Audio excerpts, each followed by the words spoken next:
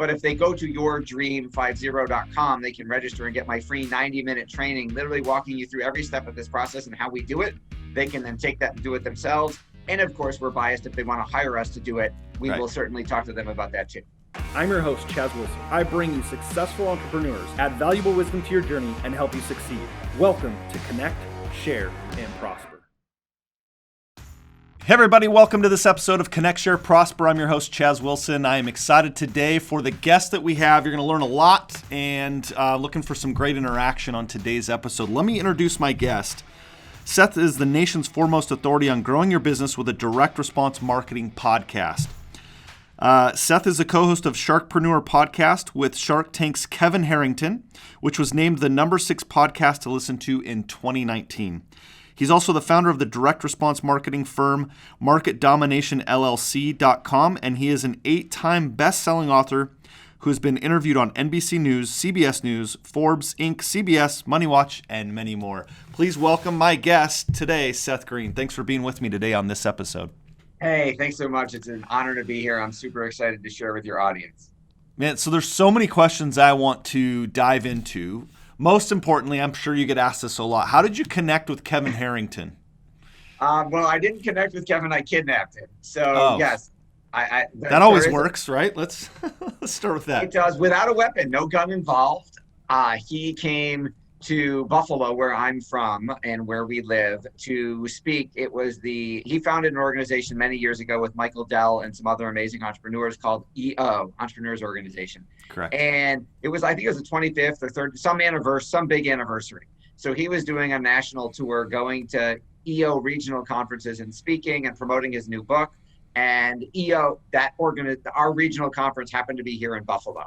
So I found out about it. I had 8 meetings that day. I moved them all. I paid $300 for a ticket because I had never heard of EO and I wasn't a member. I took off of work and went to the conference. And then after his speech, he was in the back of the room, sitting at the table, signing autographs, doing selfies with his new book. And I realized if I did that, I would not stand out. Everybody wanted a selfie. Everybody wanted an autograph. So I said, quick, think of something. You're a marketing guy. How are you going to stand out? It was my turn in line. And I said, Mr. Harrington, I'm here to take you to the airport. And this is before Uber. This is a number of years ago. And he said, I'll just take a cab. I'm fine. And I said, no, they insist. I'm supposed to take you to the airport. And he said, okay. And there was no they. I made that part up. I was just going to ask that. Yeah. So then he said, well, I got a meeting right after this with the local EO chapter. Why don't you come to that meeting and be a fly on the wall? And then you can take me to the airport. And I said, okay, awesome. So I'm sitting in the meeting, texting my wife under the table, going, I'm going to drive Kevin to the airport. Oh my God, I'm a little nervous, I'm a little shaky. Like, this is amazing. I'm watching him work. And she said, you're going to take him in your car? And we have 3 little kids. At the time they were 7. This was like about 7, 8 years ago. They were even younger, so messier. And I think I was driving a Toyota RAV4 at the time. And I said, well, honey, this is Buffalo. I can't duck out and rent a Bentley by the hour. Yeah, right. He's got 7 of them. It wouldn't be that impressive. And she said, well, can you go clean your car and get all the kid crap out? And I said, I'm supposed to be in a meeting. I'm in a meeting and I'm sitting next to him. And she said, say you have to go to the bathroom and go put everything in the trunk. I said, okay, fine. So she was a smart woman. I cleaned out my car. I drove very slowly to the airport. It does not take half an hour to get to the airport in Buffalo, but going very slowly and taking streets instead of throughways gave me more time to pitch. So I pitched Kevin. He said yes. This was us consulting for him on his asseenontv.com website at the time. And it worked. I followed up with a shock and awe box. It worked. It got him to start a consulting relationship with us. And then when he sold As Seen on TV, he hired us to market several of his portfolio companies that he was on the board of or invested in. And then one of those companies was the Angel Investors Network. We did marketing for them for years. I became a judge on his live version of Shark Tank, which is called Pitch Tank, where like 2,000 investors come and companies pitch live on stage and somebody wins. It's like a live episode of Shark Tank. I was a judge on that show for years. And then a couple of years ago, we were at an event together and he said, hey, what's the latest, greatest thing you're doing now? You're always on the cutting edge. And I told him about our Dream 50 podcast program that gets 50 of your ideal centers of influence promoting your business every single week for a year. And he said, oh, I want to do it, but I don't want to do any work. I said, Right. okay. And I said, that's the point. We do all the work for you. And he said, awesome. You already have a show, right? I said, yes, I did. And he said, well, why don't I come on and be your co-host, and we'll rebrand it around the two of us. And you can do whatever other episodes you want, but I'll do one a week and I'll promote that to my following. Wow. And as on Shark Tank, they say, I'm in. Yes. So let me come back to that just a second. Let me come into that. First of all, I want to go back to something. You took the opportunity, you stood out. This is a great lesson. Everyone else is going right. You went left, said, hey, I'm going to do something different, which is fascinating. Now, I've been doing speaking events, and I've had the same thing where people come up and said, hey, I'm supposed to take you to the airport. I figure they stole that from me. Well, what's awesome about it is, and this is a great lesson, is like I assumed somebody else put that together. I was like, okay, great. Well, I'll be done in here. And then I find out later, I'm like, that they just said, hey, I'm going to take you to the airport. So it's great. Good lesson. But I want to go back to something. You said you sent him a shock and awe box. 30 seconds. Tell me what's a shock and awe box. Okay. So I sent him an ATA aluminum flight case. So it's like a big, giant aluminum briefcase, the kind that they carry the bomb codes in. In it was a DVD player with a DVD specifically from me to him. Hey, Kevin, thanks so much for watching this, outlining our proposal. Underneath was my proposal. At the time, 6 of my best-selling books, because I'd only written 6 then. It had brochures, it had case studies, it had client testimonials. It was a giant box of stuff that he was not expecting that blew him away. Literally, his secretary interrupted his board meeting in front of his entire board of directors and said, you have to see this. This is the coolest thing I've ever seen. And he's like, we're in a board meeting. I don't care. You have to see it. I did not tell her to do that, by the way. Yeah. And he opened it and watched it in front of everybody. Wow. And they were all like, oh my God, this is so cool. So he texted me because I included my cell phone number. And he said, I just got interrupted, so I'm mad. But this is awesome, and I'll call you later. That's cool. Wow. That's again, thinking literally outside and inside that box. Shock and awe box. I love that. Pun intended, yeah. Yes, totally. So you kidnap Kevin Harrington. You get this opportunity that you take the most of. You talked about your dream50.com. Tell us a little bit more about what you're doing now with that, your dream50.com. What does that mean? How do you help people? What does that look like? So we help a local business, a professional practice, a doctor, lawyer, accountant, whatever it is. And we help them identify who are their top 50 centers of influence. Who are the people who see their clients as their clients. So for example, a pediatric dentist, a hockey league might see all of his kids who are losing teeth on a regular basis and talk to all the hockey moms. So if that hockey league, if the president of the hockey association was on the pediatric dentist podcast, and then on their social media, and then on an ebook, and then on a physical book, they would share that with the hockey parents because they'd say, look at me, I was on the show.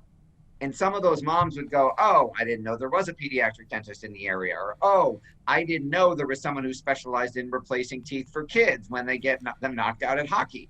This is awesome. I'm going to go see this guy. And then every time he tells someone about, hey, I was on the show, he is promoting our pediatric dentist without even realizing it. Yeah, it's so good. It takes what we do, building these networking organizations, kind of puts it on steroids and sends it out with all of these opportunities. And so you do that by putting, like when you say show, podcast show?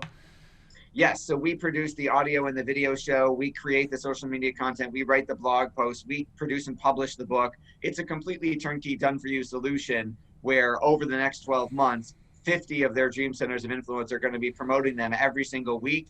And then once a quarter, they're all going to promote at the same time. And it sends a large number of referrals their way on a regular basis. And it's systematic and it's scalable. Wow. So interesting. So and then that's something you had before Kevin in that relationship, right? Correct. So we had before it. He said I pitched it to him when he said, what's the latest thing you're doing really well? Because he sold As Seen on TV. We were doing online marketing for a bunch of his companies. And he said, what else you got? And I said, this is our other division. And that's when he said, oh my God, I want in. Yeah, that's and you powerful. Would think, and I stupidly talked myself out of money, but it didn't work. And I said, you're the only billionaire I've ever driven to the airport. Like, why would you need to do that? You already have a brand. You're already on the Today Show anytime you want for whatever latest infomercial product there is. You're on Shark Tank. You don't need it. And he said, no, but you will bring me deals from it. People will pitch me products to take ownership in. People will sell me their companies on it because of the show. And I hadn't thought that far ahead because I wasn't planning on pitching that service, but he asked. And I said, you know what, you're absolutely right. Let's do it. And that's true. Like, we did an interview yesterday with the founder of Spikeball, which you may have. And he's grown that company from 0 to 25 million in a very short period of time. He has a worldwide presence. ESPN is now wants to film tournaments when COVID is over. He's building a sport. And Kevin was like, when we asked, hey, who do you want us to get on the show? Because with his name attached, we can pretty much get anybody. We'll fill it with guests anyway, but sometimes he emailed me and said, hey, I want to interview this guy to start a relationship with him. I've seen how well this works it's not perceived as salesy because we're putting them on our platform making them mini famous and adding all this goodwill. I want to get the founder of Spikeball on because I have an interest in what they're doing. And we did the interview yesterday, and they're connecting and following up, and it works, even though he's already got all the money he could ever want. So here, and I want to dissect that and unpack that just for a little bit before I move to my next question. Because part of my next question was, why should someone start their own podcast? And you sort of answered that in a sense, which you can go back and fill in anything else. But the key is it creates a platform, and Kevin is smart enough in that. Just using this example, Kevin was smart enough in that to say, let's use the platform so that I can create a relationship. Yes. You use the platform of being able to drive and that time you had to be able to build the relationship with Kevin.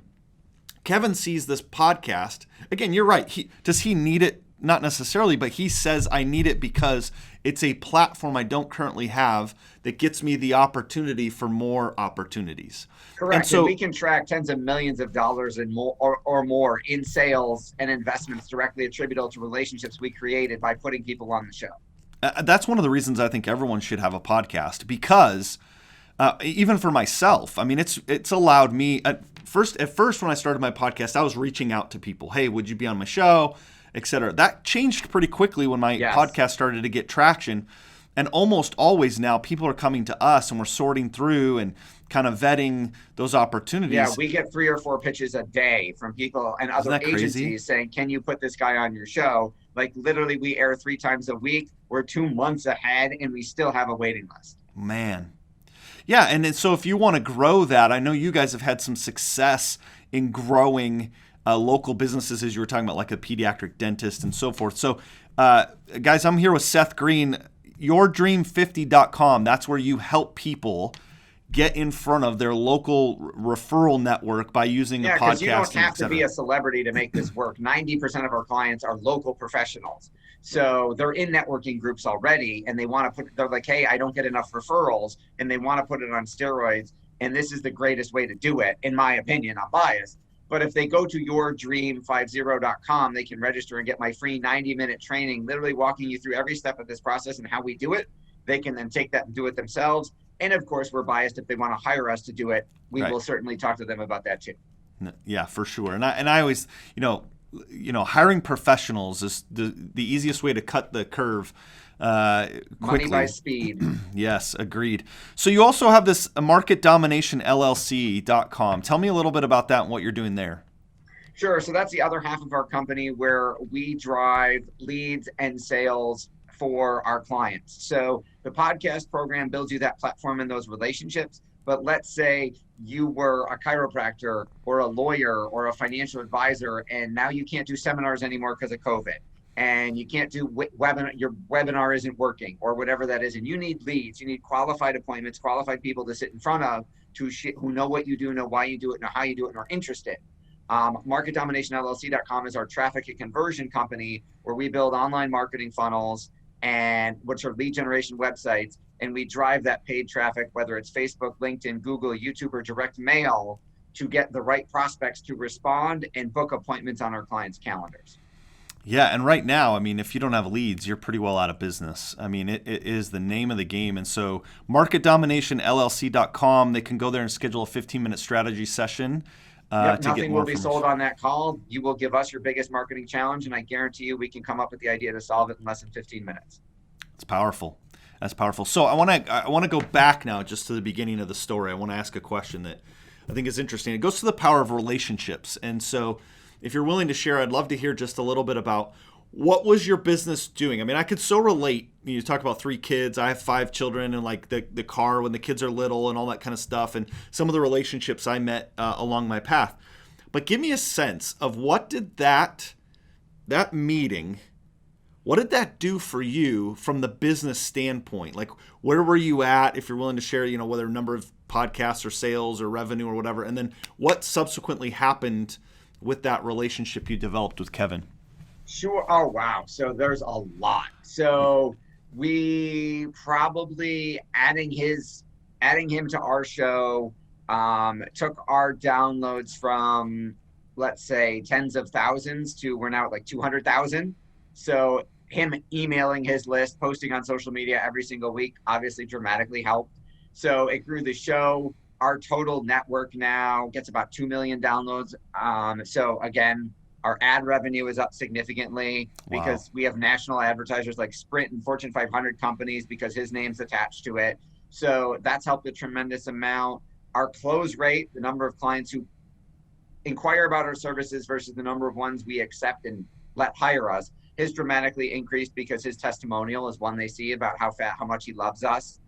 So that certainly helps because they know who he is. And then I can't share revenue numbers, but it's added multiple 6 figures to our business. That's simply great. Because not only because of the client, the companies that he owns, that he said, hey, I'm on the board. We're hiring Seth's team to do the work now. And it's also generated other deals because, again, I was a guest judge on Pitch Tank for years before COVID killed travel. And every single time I was on stage judging at a conference, businesses that weren't even part of the event, that were just there as to watch because it's live, would come up and say, hey, you're the marketing guy you're the marketing judge. How do we hire you? Yeah, here's the point, and this is what I hope you guys listening today are getting from Seth Greene, my guest today.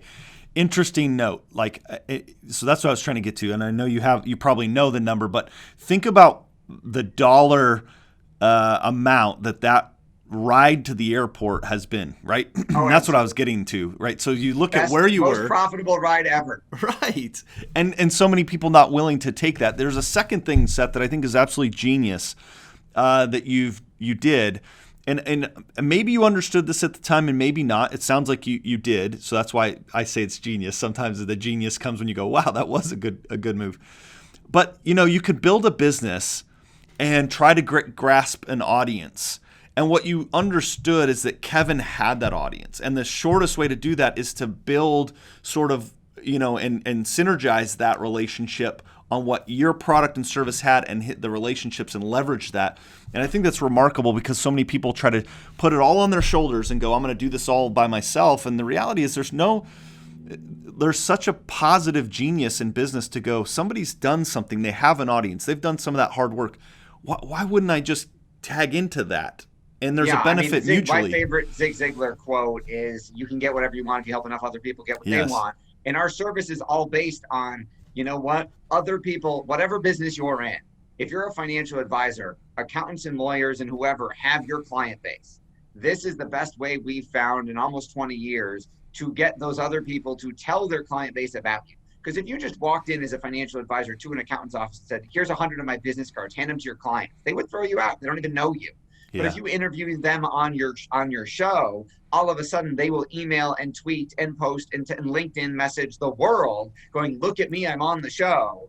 They don't realize they're taking you along for the ride. Yes. And then by the time you ask for them to directly take you along for the ride, you've built so much goodwill that they will happily do it. We literally have people going, oh my God, you're my new best friend. You believe you did all this without asking for anything. What can I do for you? And we just so happen to have an answer. Yeah, that's great. So have you had anybody that reached out to do that? Because I can already I can almost hear it through the headphones as people are watching this. Well, I'm not good on camera. I don't like the sound of my voice. I don't know what to ask. I've never interviewed anyone before. I don't know. What are the things that people are going to say? Yes. And how have you been able to help people overcome that? Yeah, we've got all of those. So we write the interview script for you. So all you have to do is read. We have a 2-time Emmy award-winning team that will coach you on how to do a good interview. So you don't have to be Oprah. No one's going to jump up on a couch or cry. Like Right. it's a softball interview. They're easy questions. You're not, Yes. this isn't hard copy with Chris Matthews or whatever. Yeah. It's supposed to be a happy interview. So those are easy. I don't like the sound of my voice. I have no overcoming to that objection. I can't. I don't even I'm know if not a that's a real therapist. thing. Right. I'm not a therapist. I can't get you over that. I don't look good on camera. So you have a face for radio. So what? Both of those I'm not qualified to answer. We've had the only other one that could top both of those is we had a client who hired us. We booked their first 4 interviews and she didn't show. Oh, and boy. those people reached back out and were yelling at me going, I thought I had an interview and I sat there for 10 minutes waiting. What the hell? And what the heck? And I called Leslie and I said, Leslie, what happened? You missed all your interviews. I'm too shy to do this. Oh, boy. I'm like, then you shouldn't have hired us in the first place. Let me give you your money back and let's just part ways. And I'll have those people on my show to make it up to them. But if you're too shy or can't get over the fact that you don't like the way you look or you sound, there's nothing I can do about that. We've had people who legit could say they had a face for radio and their shows did great. It doesn't matter. No one's there expecting you to look like Ryan Seacrest or Taylor Swift or whoever. They just want, it's an interview about them, not about you. Ideally, you should be talking 20% of the time, asking questions. 80% of it should be all about them. So the camera and the mic are going to be on them most of the time anyway. Yeah, you make such a great point. I mean, and the reality is I've done some podcasts, you probably have too, where you got done, you're like, man, I don't know, it wasn't great today. I just didn't deliver. And yet sometimes those have been my best, like at least from response episodes. I think sometimes people will just overthink the whole process way too much. Absolutely. I will tell you before COVID, I mean, I know you speak a lot. I spoke I was somewhere every month at a conference speaking, and the most responded to speech I ever gave was for a financial services company, AIG Sun America, and they had 50 of their top advisors in a room. And I was the speaker, and I had came down with laryngitis the night before and literally lost my voice. Mm. And had there not been 50 people already registered who were physically going to be there, I would have canceled. But there was no way for them to get a hold of all 50 people and change travel plans and make it so that it wasn't going to happen. So I went anyway, and I told the guy I lost my voice, but I'm going to do this anyway. And he was like, oh my God, okay, really? We could cancel. I could make something up for an hour. I could try and read your slides. I'm like, no, they came to see me. You paid me. I'm doing it. And I whispered my presentation for 90 minutes. And it was the most paid attention to, responded to presentation I've ever done. You could hear a pin drop in that room because they had to eat like silently in order to be able to hear me despite the mic because I was whispering. It wasn't the biggest, highest paid speech I've ever had. I didn't make the most sales I've ever had, but I had the most people coming up to me, not shaking my hand because I had germs, but going, oh my God, I can't believe you did that. I got so much out of that, man. That was like Michael Jordan playing Game 7 with the stomach flu. I mean, throw up. I said, no, I wasn't that good. But they're like, oh my God, I can't believe you did that. You should have stayed in bed and called in sick. And I'm like, you're here. I wasn't going to call in sick. Yeah. So are you going to be whispering every speech from now on? Because it got so... It's not my personality. Right.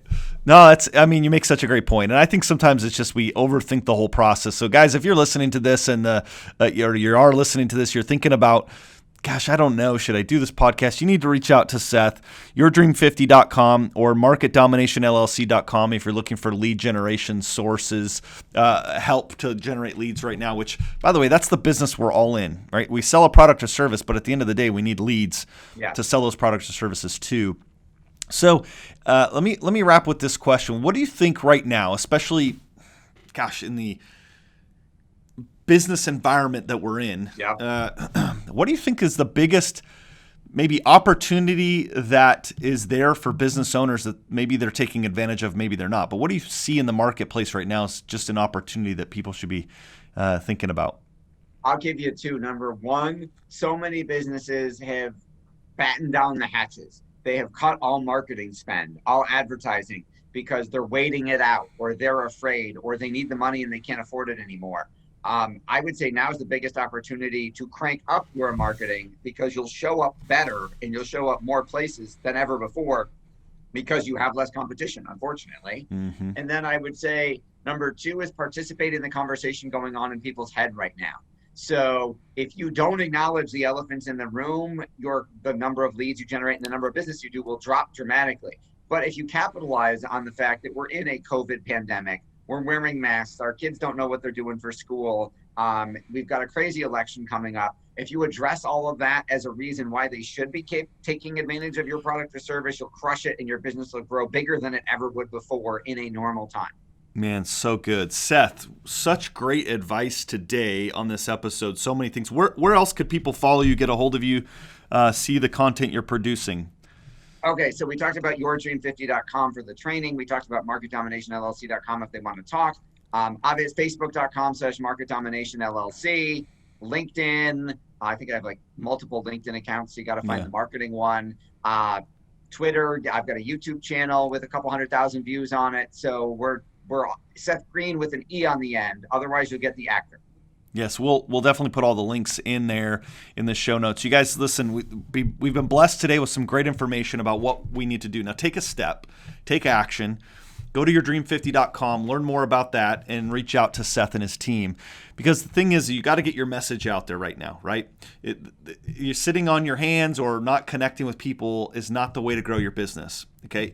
This is an important time to grow business. And listen, we understand they're talking about social distancing. Well, we believe that there's physical distancing, but not social. You need to be connecting, networking. And if you're interested in connecting with like-minded, business-focused, service-oriented entrepreneurs, then reach out to us at masternetworks.com, and we can connect you with these like-minded individuals. And then we bring you information like you heard today from Seth on how to grow your business. So if that's what you're looking for, come join us at masternetworks.com. Again, Seth, my pleasure to have you on the show today. Thank you for being my guest on this episode of Connect, Share, Prosper. Thanks so much. It was a lot of fun. All right, guys, remember, every Monday, noon Central, I bring you guests like Seth who are going to share some incredible wisdom, some of the great stories, the ups and downs of business, and what it takes to be successful. So until next time, be well. We'll see you next Monday.